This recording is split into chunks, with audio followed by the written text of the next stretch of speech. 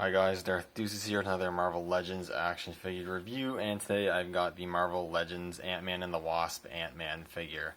This is from the Infinity War Cull Obsidian Build-A-Figure wave, which I have not been able to find in my area at all. The stores just haven't been stocking these figures yet. This is one I definitely wanted to pick up, and I was able to order it on Walmart.ca. They didn't have Thor in stock. Thor is the other one I really want, and then I might get the Wasp, but I'm not sure on that one. But I did really want to get this one. I've been wanting a good-looking Ant-Man figure for a while, and this one's pretty cool. So here's in the packaging, you've got the Ant-Man and the Wasp logo there, Ant-Man, Pym particle symbol there, the figure in the packaging. Pretty cool image of Ant-Man on the sides. An image of the figure there. A really brief bio, which is Scott Lang suits up as Ant-Man with a specialized suit engineered by Pym Technologies that lets him blast into any battle, big or small. And you got the Cull Obsidian BAF, and then you got the other figures in the wave. Again, I might get the Wasp to go with this figure, and then there's also the Thor that I do really want. But he seems to be like one of the hardest figures to get from this wave. But anyways, that's it for the packaging, so I'm going to crack them open and we'll take a closer look at the figure. Alright, I've got Ant-Man out of the packaging, and this figure is pretty cool. I do like him. I'm really happy to have a MCU Ant-Man in the collection finally. I think Paul Rudd does a great job of playing this character.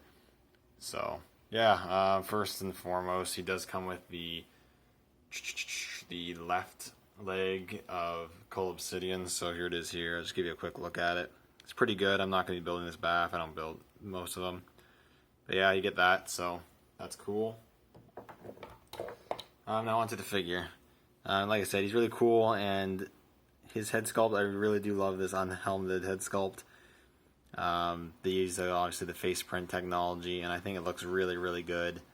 Yeah, I really like how it looks a lot. I love the facial expression, the smirk they got going on looks great. The face itself looks better than the pictures I've seen of him.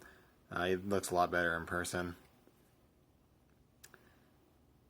The eyes look really good, eyebrows are good. If I had one really gripe about it, is that from the front side, I'd have to look at pictures of Paul Rudd, but I'd say there's a little bit too much forehead showing. I feel like the hair is just slightly too high up on his head, and there's a bit too much forehead. But aside from that, I think it looks really good. The lips are painted really well. You got a little bit of shading there for facial hair, which is really good.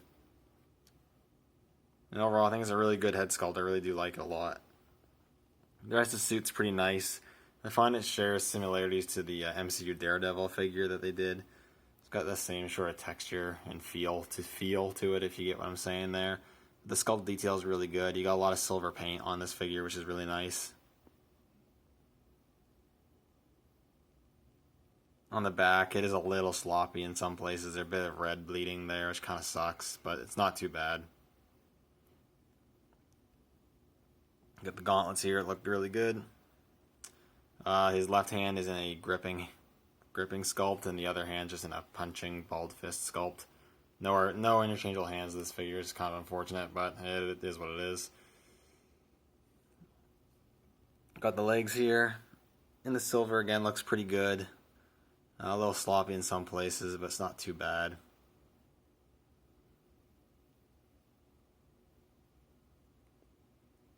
And I'm just noticing, actually, I don't know if this is accurate or not, but I'm literally just noticing it now.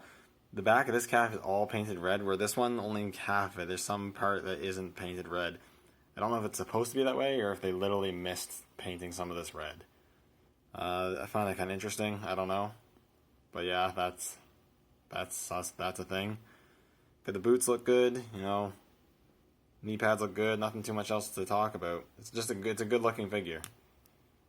Nothing too much to complain about, I don't think. In terms of articulation, you've got your standard Marvel Legends articulation. He's got the hinge at the neck. You're looking all the way up and down. You get rotation, slight pivot. I kind of wish he had more pivot going, but it's not too bad. Ball hinges at the shoulders, which move pretty good. Swivels at the biceps, double hinges at the elbows, which move decent. Ball hinges at the wrists.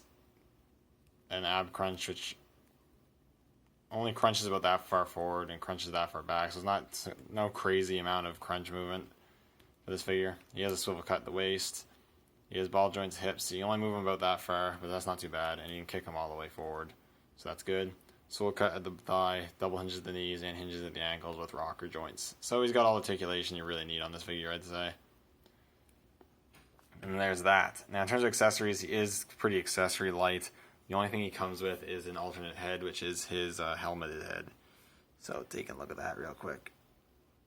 That's pretty good. Got the black around there, or the gunmetal gray around the mouthpiece. Some red paint apps are a little sloppy, especially here. This one has a streak going out, which kind of sucks. But aside from that, it's not too bad. There's a different red used for the eyes than for the paint apps on the forehead, which is really cool. There's a bit of marbleization going on for the silver bits, which I think looks fine. And again, you got the gunmetal color and the silver colors, which I think looks really cool. One thing to note is that these little fin things will probably come out of the package warped. Just something to be aware of. But yeah, so you can just pop off the Paul Rudd head. Pop that on, it goes on really easily. And there you have your Ant-Man helmeted, which is really cool. I think that looks really good.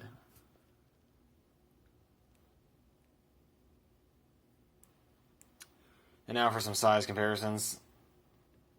Real quick, I'd say Paul Rudd here is, or Ant-Man, rather, is your pretty much standard 6-inch figure. So here he is next to the Juggernaut, BAF Wave, Deadpool. Deadpool's actually slightly taller, so I guess he's just slightly shorter than the 6-inch standard. But I think that's still a good scale. And then here he is with this bigger Marvel Legends. Here he is with Cable. Cable's quite a bit bigger, but I think that makes sense.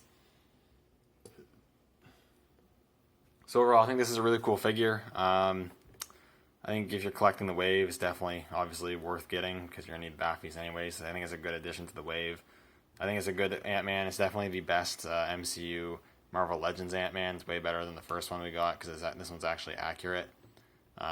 There is actually a one coming out in a 2-pack with Yellow Jacket for the first 10 years, which I was considering getting and skipping on this one. But that new one has a Paul Rudd head, but he's not doing the smirk, and I really do like the smirking head, so I decided to get this one instead. Even though that one that's coming out later on comes with an accessory, which this figure had, which he comes with a mini version of himself, a mini figurine of himself to simulate him being really small. I wish this figure came with that. I think that would have been a good accessory to include with this guy, so it is a little unfortunate that he doesn't come with that. And yeah, I think the only thing that's kind of a downer is just, the lack of accessories of this figure. The alternate head is really nice, but he doesn't come with anything else, which does kind of suck. Anyways, that's pretty much it. Thank you guys so much for watching. Let me know what you think in the comments down below, and I'll see you all in the next video.